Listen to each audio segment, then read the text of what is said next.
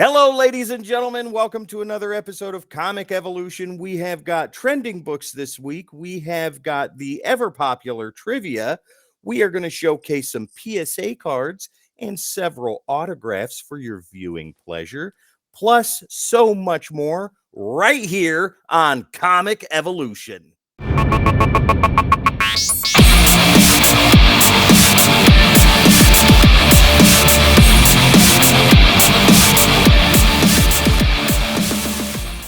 Hello, ladies and gentlemen. My name is Tim. This beautiful man over here is Wes, and this is Comic Evolution, your one-stop shop for all things Chalicey and comic booky. Yeah, absolutely. There we go. Ladies and gentlemen, thank you so much for being here with us today. We greatly appreciate you. Let's get some business out of the way real quick before we dive into trivia. First off, if you like this type of content, please hit the like, share, and subscribe. We would love to have you. Wes, what do you always say? Get in on the ground floor, guys. We're a brand new channel, and we'd love to have you. That is absolutely correct. Like, share, and subscribe right here on YouTube. We are also over on Facebook if you want to tell kids to get off your lawn at Comic Evolution. We would love to have you over there. New content is being put out daily, so make sure that you're a part of that as well. And also, channel news. We just had the 200 subscriber giveaway. Congratulations to the winner. Those books, by the time this episode comes out, should already be in the mail, heading across the pond to Great Britain. That is absolutely fantastic. And we will be doing more giveaways with other milestones in the future, ladies and gentlemen. So if you want us to do those sooner, we got to get to 500, and we definitely got to get to 1,000. Those are the places that we want to be. Yeah. And a big thank you to all you guys for helping us get to, what are we at? 230 right now? Somewhere around there. Yeah. Yeah. Tim, would this be a chalice or a goblet? I think that is a cauldron. A cauldron. Big stem. That's what that is. I love it. There you go. All right, ladies and gentlemen, enough of the business. Like, share, and subscribe. Follow us on Facebook, all that cool stuff. Now it is time to tease Wes's brain with some. Oh, gosh. Right off the bat, huh? Yeah. I hope you were kind to me because I was kind to you. So I think so. I know we just usually do 3 questions or 2 questions apiece. Yeah. I wrote down 3 in case you were mean the first time. The third one on your first question, if you're really mean to me, then I've got one I'm holding back in case you're. Okay. All right. All right. You want to go first today or you want me to go? You can go first. Okay. Well, I will get you a soft, fluffy pillow for this question. Oh, my gosh. This is one you most definitely should know. Which is usually the ones that I miss, but yes. What was the first intercompany crossover with Marvel and DC? The first intercompany crossover with... that would be... that is the Treasury edition of... The Wizard of Oz. There you go. There's no place like home. Heck yeah. Gentlemen. Good job, Wes. And yeah, which I actually happen to own, thankfully. That's how I know that. You're right. That was very kind. Thank you. There you go. Yeah. All right. Maybe Tim will be gracious enough to put that in the center there so you can see what that looks like. I will. Yeah, you guys good. Only get to see it. All right, cool. All right, my first question here. Let me see. Which one do you deserve? One that is equally as gentle as what I gave you. All right. Yeah, this one's a pretty easy one. Okay. All right. Excuse me. What major female DC character can speak to animals? Vixen. Well, I mean, that's true, but I also that is not the answer though. But is she I don't think she's considered a major DC character. Probably not. That can speak to animals. A major DC character. Yeah, female character. Go with your first instinct. Cheetah? No, I was looking for Wonder Woman. No kidding. I was Yep. looking for Wonder Woman too, but I don't know that think- was your first instinct, but you It thought there's was. no way. Mm-mm. Yeah, it's Wonder Woman. Yeah. Damn. All right, one down.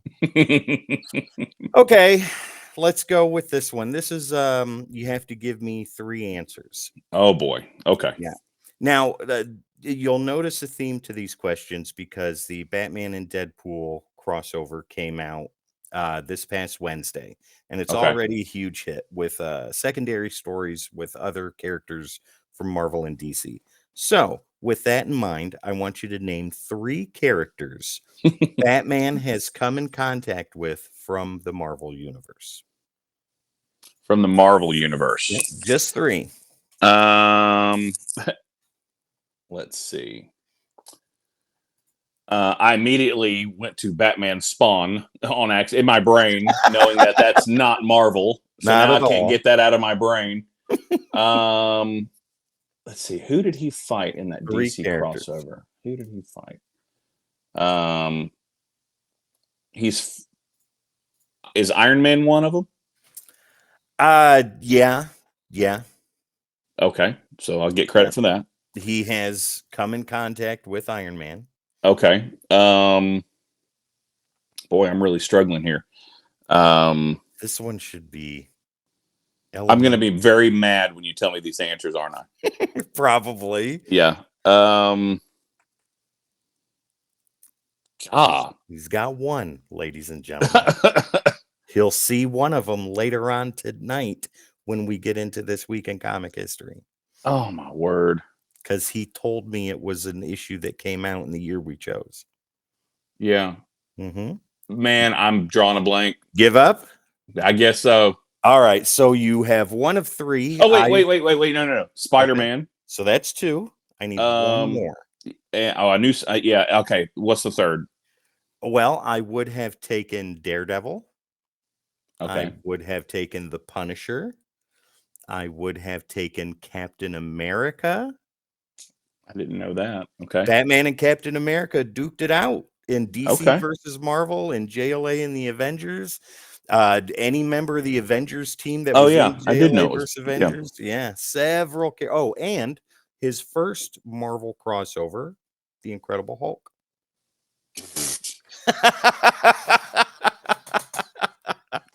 Which you have. I know. That's why I'm like, oh Lord.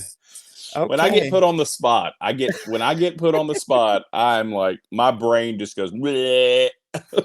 Ladies and gentlemen, Wes's comic book knowledge is sound. We promise you that. No, apparently not. Golly. All right. Question number 2 for you, good All sir. right. Okay. You got 2 out of 3, and 2 out of 3 ain't bad. Meatloaf said so. I guess so. All right. So this one's a little tricky, but I'm going to give you a little leeway with the answer. Okay. All right. When did the Invisible Girl, Mm-hmm. Sue Richards, Yeah. or Sue Storm, Yeah. become known as the Invisible Woman? Now, Ooh. I will take the issue number and then we'll be done.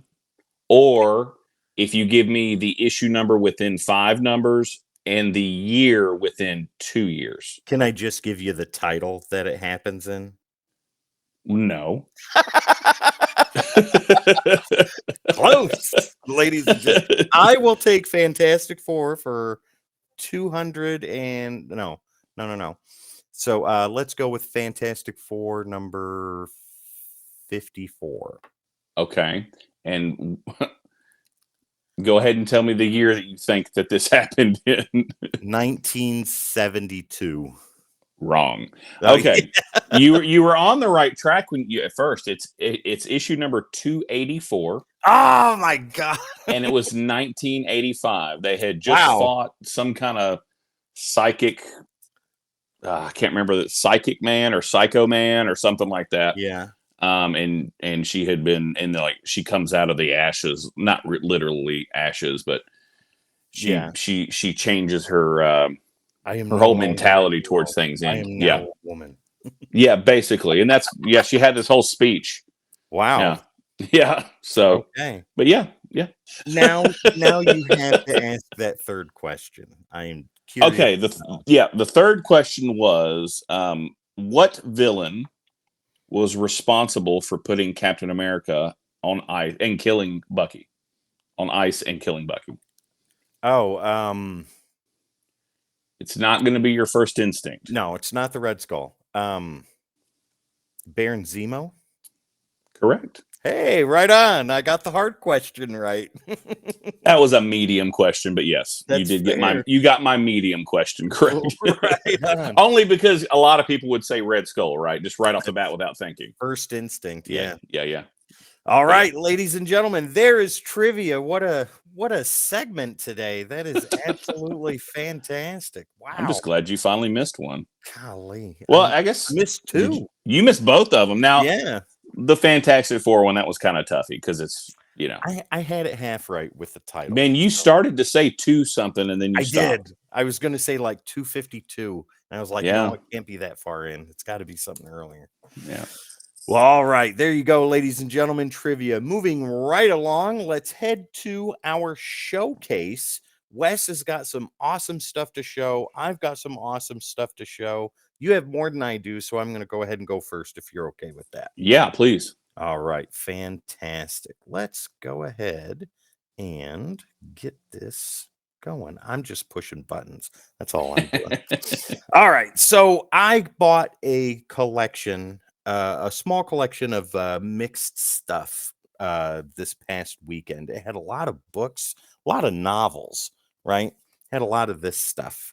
Right. Some advanced reader copies and other books like that, like some Stephen King novels. And it had two trade paperbacks, which I have over there. Marvel Masterworks Avengers Volume 1 and Crisis on Infinite Earths. But it also came with some cool Marvel cards. And I want to show you at least one of those right now. Yeah. This is from Marvel Allegiance. And this is the Mike Zeck autograph. I remember you showed me that. Yes. Is that not cool? That's really neat. And it came that's awesome... not something you come across every day. That's really neat. Yeah, Mike Zeck. I don't have his autograph on anything, but I've got plenty of books that he did. And he did do Secret Wars. He was the main artist for that. And right there is his signature. That, I think, is super cool. Heck yeah, it is. Yeah, and I want to show some other signatures off real quick. This one is one I've had for quite a while. Paid $100 for it. It needs a very bad press and a clean. It has major spine damage, but it's mine and it's gorgeous. And it's G.I. Joe number 21. Mm-hmm. Yeah. And yours? Wait, did you just recently get that? No, I've had this for a while. Oh, okay. Gotcha. I bought this at Nirvana Comics in Knoxville. Gotcha. Yeah, mine's up on the wall behind me right now. There you go. Yeah. I don't have a signature on it like you do, but this was signed in 2024. You got that done at FarleyCon? No, I bought it with a signature on it. Oh, okay. Gotcha. Yeah.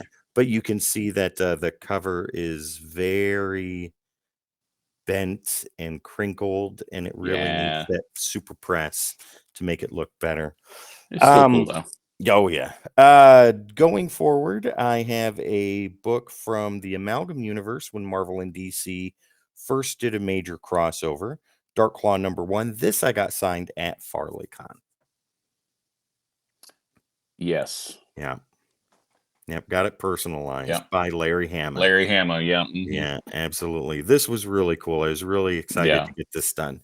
And then, because of one of the books you chose to talk about later in trending, I wanted to show something a little further along in that canon. This is DC Comics Presents number 1, Superman and the Flash. I do believe this is like their 4th or 5th race, but it is signed by Garcia Lopez. Ooh, very cool. Yeah, and I got this signed at Baltimore Comic-Con. Awesome. Yeah, super cool, ladies and gentlemen. It is. Super cool. Now, Wes, you have got some awesomeness, and everybody would love to see that. Yeah, okay, so I have a couple books to show you guys from my collection and some things that I've picked up in the last, actually, week. Yeah. So I I was a victim of FOMO. Oh, you and got it. I did this on eBay. Yes. That's Okay. wonderful. So I already had a copy, but it was Mhm. toast. It was toast. Yeah. This one here is a 9.8 candidate.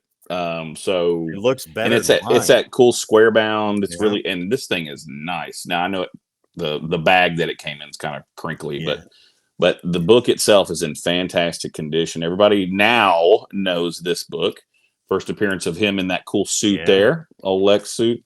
Do you mind if I Um, ask how much you paid for it? Did you pay for I it? do mind, and it's none of your business. No, I Fine. paid with shipping. I paid right at $20. That's under fair market Yeah, value. yeah, That's I got great. in quick. Yep. So, 'Cause that book is just going up. I think it's at it's 25 right now. is it okay? Cool, I cool. believe so. So yeah, I got it for like it was like 16.99 plus shipping or something like that. And That's great. yeah, I bought it and had it and got it. That's So wonderful. this one I also bought on eBay last week just because I thought the cover was really cool and it's in fantastic shape. It's Batman number 204. Oh, Look at that. Look at that. I mean, there's a that couple is ticks here, but clean. there's a couple ticks, but boy, it is clean. The corners are pretty sharp. There's a Holy couple little cow. blunting there, but I love the Yes. Silver Age stuff. That's Yeah, a nice looking book. I really like it. I really like it. This might be one I send off to get graded someday. What would you call it? At first glance, like just looking at it right now, I'd say I that's know an easy 7.5. Yeah, I know it's hard to tell on the video Yeah. or on the screen here, but I would absolutely agree with you that 7.5 to an 8 Whew. is a very good with a good press and clean, Yeah. right? Is a very good possibility for this book. And we know and I just think somebody it's that such a can do cool it. cover. I don't think it's a key issue. That's still Yeah, awesome. The green and the yellow on there really yeah. pops. There's a lot going on, but it's really neat. So Yeah. really cool 12 center there. Nice. Yeah, I'm really happy about it. This one I've had in my collection for a while. This is, excuse me, Star Wars Tales number 7. Ooh. This is an expensive book in newsstand. It's actually hard to find in Is that what newsstand. it is? Yeah, it's a newsstand. Wow. This is the first appearance of Boba Fett's daughter. Oh. I can't remember her name. I couldn't even tell you. Anyways, the newsstands are hard to find. I the value of it, I'm not exactly sure. I think it's over $100 for this book. Wow. I could be wrong. People in the comments correct me and don't destroy me if I'm wrong, but I think it's around that. I could be wrong though. Might be a little less. So I just like that book because I'm a big Star Wars guy, anyways. I love that. It's got the Yeah. picture from the movie. Yep. That's wonderful. Yeah. Yep. Right before he fell in the pit, And survived. apparently. Mhm. And this one's a cool one. This is Spider-Man and Batman. Everybody knows this cool. That's a great book. Yeah, you had it right in front of I you. had it ready. Isn't that?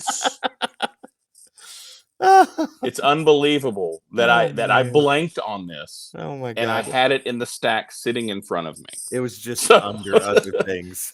It was under other things. Yeah, I love this book. It's that cool embossed cover. It's a square. It's a small square bound. Yeah. This one's in 9.8 candidate shape. 9/8 of that are shiny nickel. They're nice to have. Yeah. They're not cheap at 9.8 either. I think probably around $35 somewhere. So maybe. I Not sure. had one in a 9/8 a while ago. I don't know if you remember or not, but I ended up trading that away. And I think at the time that was going for $150. In a 9.8, that's cool. Yep. The copy I have now is not a 9/8, but at least I've got one. So that's one where you desperately try to find one in near mint condition. Yeah. Raw. Yeah. Send it off yourself. Yeah. That's what I would do for it. So. Oh yeah. I do believe it's a $30 book on its own.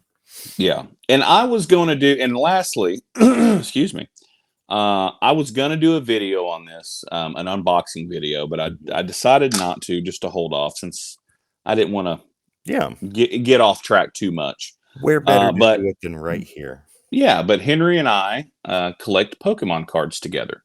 Henry's my son.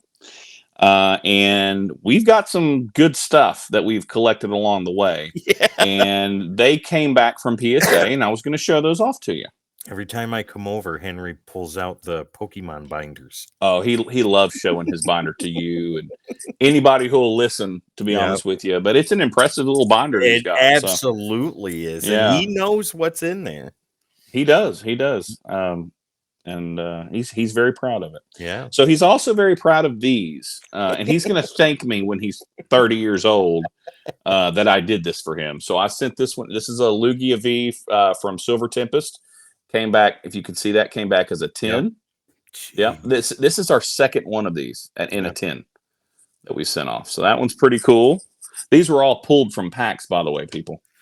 These are not cheap cards. No. That card right there, I don't even want to talk about how expensive that is in a 10.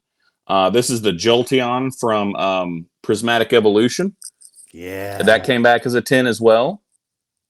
Pretty cool card. Yeah. I like that one. Yeah, it's pretty neat. This one's cool. I really like this card.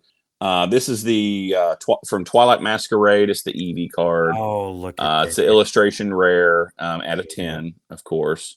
That is so cool. Yeah, that's a really cool card. That's a really cool one. Yeah.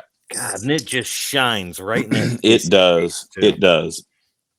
This one is from the set 151. It's the Alakazam. Came back That's to 10. The one I like the most. That one's really cool. Wait till you see the next one. Jeez. Yeah. And finally, the creme de la creme here. Yeah. Is from Paldea Evolved, the Magikarp at a 10. This card has gone insane in the last 6 months. This card is Henry's gonna thank me someday. he better. But yeah, this card is really cool, and I love that artwork on there. Henry is a ruthless trader, ladies and gentlemen. Yes, he knows is. what he has, and he will not. And he's not even 7 yet. Lowball offers. That dude. Yeah. He's got some magic hands. So we get to add this to his slabbed collection. So he was really excited when those came back. There was a few others that came back in that set that got like 9s or whatever that I was a little disappointed in, but that's fine. They're still cool. And those will go wonderfully in his collection as well. He was equally excited to see those as well. So, but yeah, so I'll get off my soapbox now. There you go, ladies and gentlemen. Showcase, as always, every episode right here on Comic Evolution. Now, we are going to go ahead and move on to the money, honey. We're going to talk about some trending books. This is where all you FOMO buyers and investor collectors wait for us to go on. All right, Wes, you've got 2 that you picked for this week. I picked 3. Let's go ahead and start with yours, and we will start with this Avengers book. Yeah, Avengers number 144, First Hellcat. This book, I actually think I've got this book somewhere.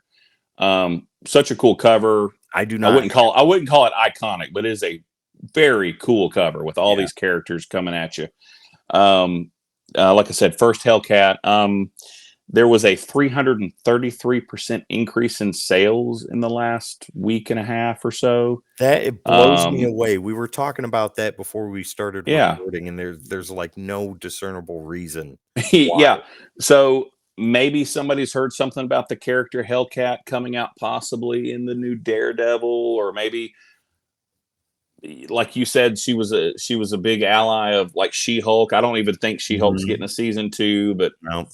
You know, I don't know, but right now low grade copies and go for around $4. Yeah. Excuse me. Mid grade between 10 and 12, 10 and 13. Yeah. And then the higher grade guys are getting in the $30 to $45 range. So that's not bad. For that high. Yeah, it's not terrible for a decent little key. And Hellcat was a big deal with the Avengers there for a long time. Yeah. So maybe they're hoping she makes an appearance in the Doomsday movie, or who knows? Maybe people are just prepping for the possibility of this character sometime making an appearance. They are building hype. Yeah, but no other discernible reason for this hype other than pure speculation and guess. Maybe everybody just wha- finally sees that Hellcat is amazing. Yeah, what is Deadpool call it? A educated wish. Yes, there you go. Oh, what? And did you just say educated bleep bleep wish? I'm gonna fight you now. Yeah, I love All that. right. Moving right along, Wes. Let's go ahead and talk about this right here. Oh my. Mhm. Uh, two characters. I'm not sure who they are, but it looks like they're racing. I'm not They might be exactly sure. popular. We don't really Yeah, know. they both look pretty fast to me. Superman number 199. It's their running shoes. Yeah, yeah. Was this the first race? I believe so. Yeah, their first race ended in a tie. Oops, sorry, spoiler alert. My Ooh. apologies. If you haven't read Ended this by now. ended in a tie. There's a 275 increase in sales this Yeah. past week and a half, and a lot of that we think is just due to excitement over James Gunn's DCU and the Yes. possibility of them racing. And I know they raced in the post credit scene from Justice League. Justice League, Yep. but I guess this is kind of making a comeback in the ether, if you will. So pricing for this book is kind of all over the place, but I mean, low grade, you're going to spend $40-$50, right? Mid grade, anywhere between $100 and $200. Yep. High grade, you're looking $400 or $500. You know, Yep. This so book that's ain't no that's joke. raw prices. I don't know, Tim. Do you have the graded prices handy by any Yeah. chance? Yeah, so I've got some information here. So 4.5 CGC 4.5 in the last 30 days sold for $129. 5.0 went for 140. A 6.5 in the last 30 days went for $155. But then Okay. you get up there to about 7.5, you're looking at a $352 book. When you hit to the 8 to 8.5 range, that's anywhere from $500 to $900. Yeah, and that black cover right there is probably nearly impossible to get really high grade. The spider ticks, the spine Yeah. stress, all Oh that yeah. stuff. Yeah, that Oh book yeah. is incredibly visible. Right. Yeah, so this is a big boy book, ladies and gentlemen. If you got it, awesome. If you can get it, grab it. But definitely keep it in mind to have as a major key in your collection. Heck yeah. What else we got, Tim? Okay, so we've got 3 books. I've got some more modern stuff that I'm going to show you. Let's go ahead and talk about Preacher number 1. So this is the first appearance of Jesse Custer's Preacher, Tulip O'Hare, Cassidy, and the Saint of Killers. This is from Vertigo when Vertigo was awesome. This has seen a 180% increase in copies sold versus the previous week because DC is getting ready to relaunch the Vertigo imprint, which Wow, that's cool. they never should have cut it for Black Label in the first place. Yeah, that's exciting. Yeah, Vertigo, Vertigo was a great place for major title independence stories that could be Mm-hmm. told outside of DC Universe or for Yeah. more mature readers. Things like Preacher, Swamp Thing, Constantine were all in Vertigo. Was Sandman Vertigo? Sandman. Yep, Yeah. Sandman was Vertigo. Yeah. So low grade copies of this raw are running about $8. Mid grades 20. Highs can go upwards of $80. And a CGC 9.8 in the last 30 days went for $180. So this is definitely attainable. And if you got a 9.8 candidate, I would send it out. Yeah. Yeah. Yeah. And plus, when this episode airs, spooky season is right around the corner. So, what better than to show you Marvel Zombies? Oh yeah. I love Marvel Zombies. Me I too. love the Arthur Sweetum covers. Robert Kirkman did fantastic on Marvel Zombies 1 and 2. Made my stomach turn when I read them for the first time. Absolutely loved it. Yeah. But these homage covers, zombified, are fantastic. So low grade copies of this run about $8, mid grades 20, highs are around $75. Obviously, this is the premiere issue of Marvel Zombies, written by Robert Kirkman. Marvel Zombies also was introduced in Ultimate Fantastic Four number 21 through 23. It was a whole 3-issue storyline. And if you haven't read that, that's absolutely amazing. This is trending because the animated series is coming out on Disney Plus soon. So 114% sales increase. That'll be fun. Yeah, versus the previous week because of the Disney Plus animated series that's going to be coming out here very shortly. Very nice. Yeah, CGC in a 9.8, 30-day high is running $325. What? Yeah, that's crazy. Crazy. Goodness. All right. And then this last one here, we have talked about this book several times before on our show. And I think it's even been in our trending area before. But Moon Knight #1, obviously, first ongoing Moon Knight title, Origin of Moon Knight, first appearance of Bushman, first appearance of Khonshu. This book has seen a 100% increase in copies sold the previous week. No other reason is given aside from that. So I think it's just getting a resurgence. It's starting to get a little bit of heat on it. But low grade copies of this run $5. Mid grade are $15, and highs are about $50. God, do you remember those prices back in 2021 when they were way outside the solar system? There was I think no way somebody get this book. What was it? I think somebody's paid over $1,000 for a near. I might be wrong on that, but if they did, they are crying in their Hulk 181 right now. Don't do that.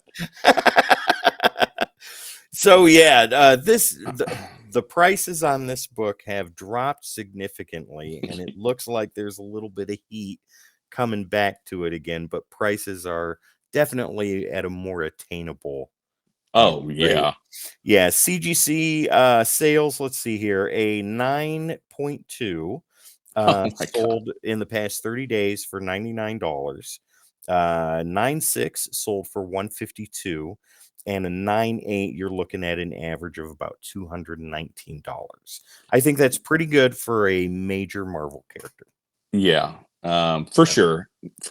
I was trying to find some raw prices here, and there was a near mint raw copy that sold back in 2021 for $503. Not anymore. I mean, it's a near mint raw copy now you can get between $40 and $50. Yeah.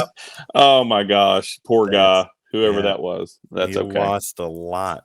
That's why, ladies and gentlemen, we do not succumb to FOMO. Yeah. If you get FOMO, what you need to do is go outside and touch grass and not buy that $500 Moon Knight #1. You got that for under fair market value. So that's true. Count. That's true. I did all right, but that was 100% FOMO. Oh, 100%. It was 100% FOMO. I said, screw it, $20, 20, or it was like 22 total with whatever, that's 21. Fair. I was like, fine, that's fine. I'll get it. It's near mint, so it's fine. If ladies and gentlemen, if you've got $500 burning that big a hole in your pocket, and you're okay with losing it down the road, go right ahead. Yeah. All right. Ladies and gentlemen, that is our trending for this week. Join us next episode where we will showcase several more books that are currently trending or hot in the comics community, and we'll give you our opinions on those. All right, so we have gone through trivia. We have gone through our showcase. We have gone through our trendings. Now it is time for This Week in Comic Book History. And Wes, you chose the year. What year are we going back to? We chose. What year did we choose? Was it 95? 19. Yeah.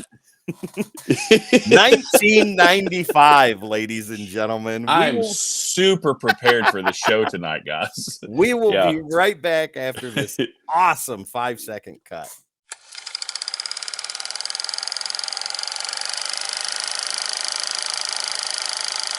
All right, ladies and gentlemen, September of 1995. Wes, you gave me a laundry list of books, and this compared to last episode where the covers were, excuse my French, but total dog shit. This week, you, sir, have chosen some pretty grandiose titles with some amazingly gorgeous artwork, and I cannot wait to get into this. Yeah, for sure. So, all right, 1995, ladies and gentlemen, Marvel and DC are going strong. The independent circuit is hitting major heat, major heights at this point in time. You've got Image and Dark Horse and Yep. other companies that are out right now. So I think it is only fair that we start with the independents and take a look at that gorgeous Bernie Wrightson Alien cover for Dark Horse Presents number 101. I want that. Me too. Me too. Soon as I saw Actually, when I saw that, I started looking on eBay for a copy. I did. I really did. That I really did. is a great cover right there. Everything about that is fantastic. If every other cover sucks tonight, that's going to be amazing. But yeah, that's a cool one. Wes, you should recognize this next one. Yeah. Oh, man. Wow. So what is it? Are y'all sick of talking about this yet? 30 years, ladies and gentlemen, since the last time these two characters crossed over. It's happening again with Batman and Deadpool. But right here, Spider-Man and Batman in 1995, this is what we had.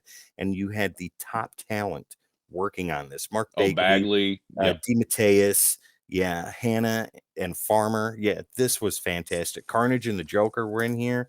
I have this, you have this. Yeah, super cool, super amazing. Moving right along, let's go with some Marvel and take a look at that Mark Bagley Amazing Spider-Man. This is when Scarlet Spider was running the title just after the Clone Saga. Joe, if you're watching, this is during your era, man. This is what you love the most.